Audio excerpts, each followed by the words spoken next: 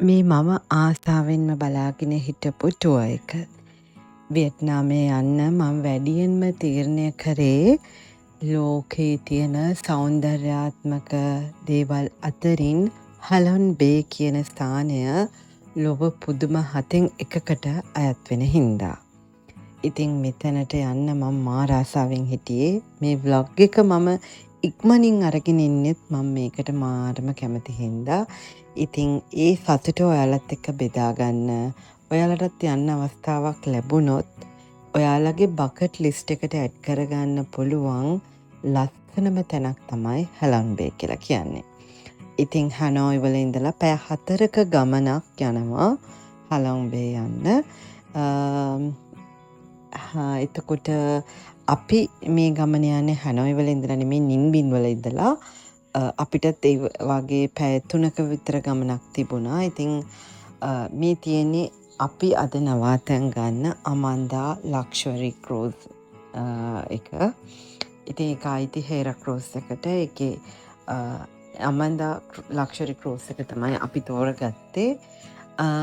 අපිව වෝම්ලි වෙල්කම් කරලා ඒගොල්ලොන් අපිව දැන් නැවත ඔන්බෝඩ් කරන්න යන්නේ.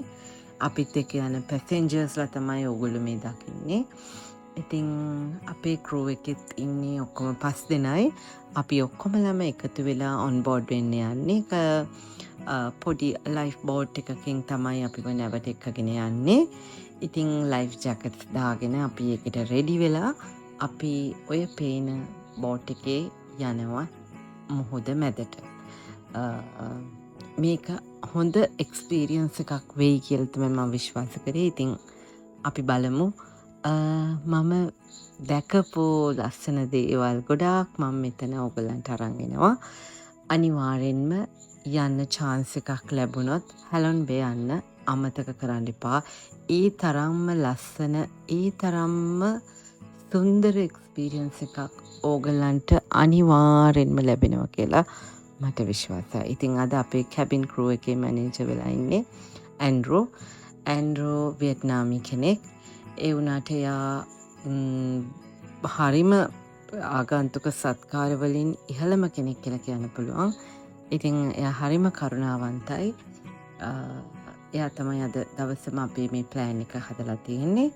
ඉතින් අපේ පැකේජ් එක අමන්දා ක්‍රූස් එකේ ඕවර්නයිට් ස්ටේ එකේ හැම දෙයක්ම ඉන්ක්ලූසිව්. ඒ කියන්නේ අපි ෆුල් බෝඩ් මීල් එකකට තමයි යන්නේ. ඒ වගේම ස්පා ෆැසිලිටිස් උත් තියෙනවා. මියුසික් එන්ටර්ටේන්මන්ට් ගොඩාක් තියෙනවා. අපි මෙතන ඉඳලා කැට්බා අයිලන්ඩ් එකට යනවා, කයාකින් යනවා. ඉතින් මේ ඔක්කොම අතර තමයි අපි මේ නැවේ ගමන යන්නේ. දැන් අපි මුලින්ම චෙකින් වෙලා අපේ ලන්ච් එක අරගන්නවා. අපි 12ට තමයි එකට තමයි නැවත ඔන් බෝඩ් උනේ. දැන් අපි මෙතනින් අපේ ලන්ච් එක අරගෙන අපේ රූම්ස් වලට චෙකින් වෙලා ඊට පස්සේ තමයි අපේ ඇක්ටිවිටීස් ඔක්කොම අද ප්ලෑන් කරලා තියෙන්නේ. ඉතින් මේ අපි රෙස්ටොරන්ට් එක කෑම ගන්න රෙස්ටොරන්ට් එක සෙකන්ඩ් ෆ්ලෝර් එකේ තියෙන්නේ. අපේ රූම්ස් තියෙන්නේ සෙකන්ඩ් ෆ්ලෝර් එකේ. තව ෆස්ට් ෆ්ලෝර් එකෙත් කට්ටියක් ඉන්නවා, තර්ඩ් ෆ්ලෝර් එකෙත් කට්ටියක් ඉන්නවා. ඉතින් අපි රසවත් කෑම ටිකක් මෙතනින් ගන්න අමතක කරේ නෑ. ඒගොල්ලොන්ගේ වරයිටිස් ගොඩක් තිබුණා. ගොඩක්ම සී ෆුඩ් වලට තමයි ෆෝකස් කරලා තිබ්බේ. ඉතින් ඔයිස්ටර්, ක්‍රැබ්ස්, එතකොට ප්‍රෝන්ස් මේ වගේ සී ෆුඩ් ගොඩාක් ලෑස්ති කරලා තිබ්බා. ස්ප්‍රිං රෝල්ස් ගොඩක් තිබුණා.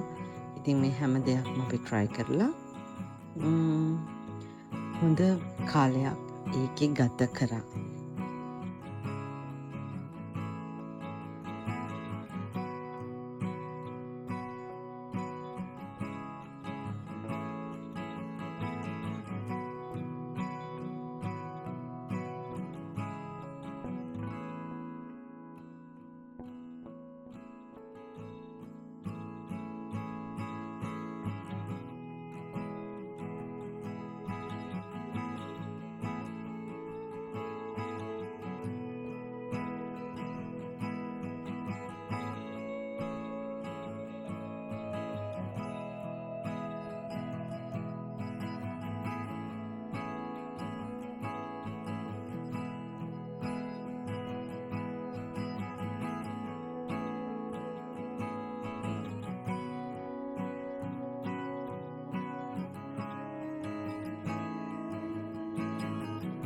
මේ තියෙන්නේ අපි නවාතැන් ගත්ත අපේ ට්‍රිපල් රෝම් එක. ඉතිං හරිම ලස්සනයි වීව් එක කොමිතිං මුහොදට තමයි ඕපන් තියෙන්නේ. ජක්සේ එතකොට මේ හැම ෆැසිලිටි එකක්ම මේක ඉන්ක්ලූසිව්. ඉතිං උදේ නැගිටිනකොට තේ එකක් බොනකොට මුහුද පේනකොට පුදුම ලස්සනයිනේ. ඉතින් මුහුද මැද ඉන්නවා කියන එක වෙනස්ම හැඟීමක්. ඉතින් ඒ හැඟීම ගේන්න අපිට උදව් කරපු ශශික මල්ලි එතකොට මලිත ඔයාලා දෙන්නටම ගොඩාක් ස්තුතියි. මේ වගේ ලස්සන ජර්නි එකක් මට ප්ලෑන් කරලා දුන්නට. මේ තමයි මං ගිය ට්‍රිප්ස් වලින් හුඟාක්ම සතුටු වුණු දවස. සෝලෝ ඩේට් වගේ දේවල් යනකොට මේ වගේ සෝලෝ ටයිම් එකක් ගන්න කියාපු තැනක් තමයි මේ ක්‍රූස් එක. ඉතිං ඕගොලුන් ඔය දකින්නේ මේ වගේ නැව් 300ක් විතර සෙයිල් කරනවා මේ තැනින් හැලොන් බේවල. ඉතිං මේ දවසේ සුන්දර මතක ගොඩාක් එකතු කරගන්න මට පුළුවන් වුණා. ඒකට මං විශ්වයට අනේක වාරයක් ස්තුතිවන්ත වෙනවා. මේ වගේ හොඳ කාලයක් මට ලබා දුන්නට මගේ ජීවිතයට. ඒ කියන්නේ මං ආස කරන මං යන්න බලාගෙන හිටපු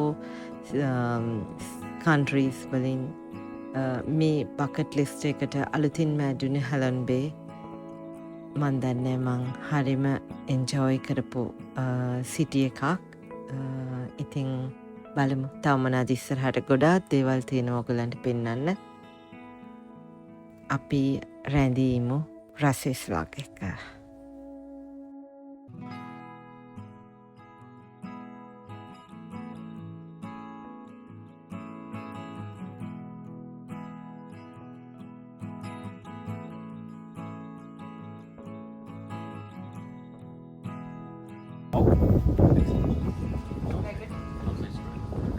G? No. Cabbage. No.